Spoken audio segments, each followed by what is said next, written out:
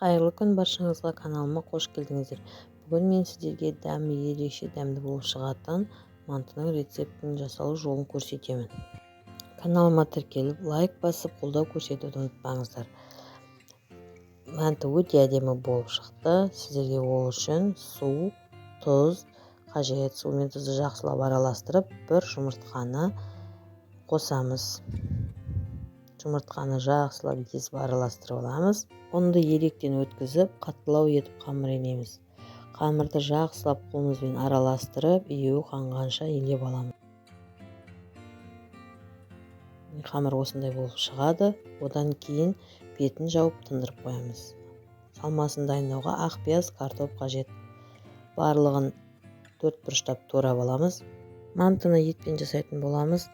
Еттің үстіне сочный болу үшін пияз, картоп және укроп, аскөк салдым.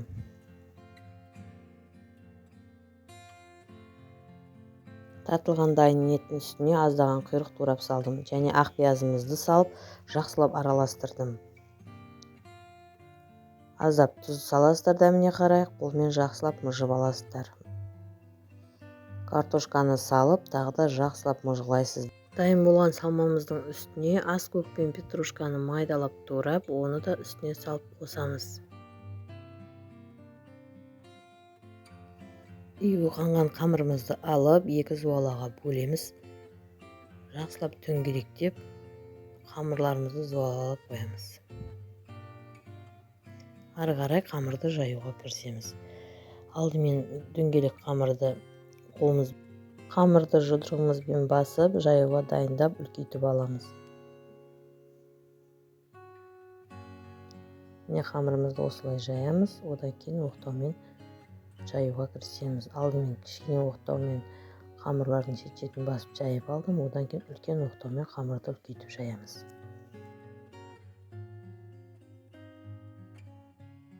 Қамырды шетінен басып отырып, оқтаумен айналдырып жайып аламыз.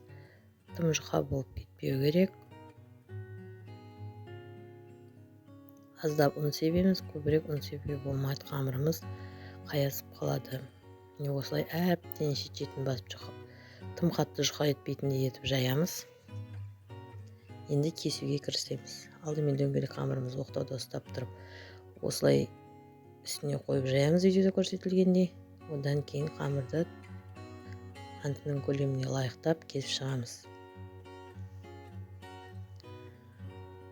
Бір-бірінің үстіне жайғастырамыз.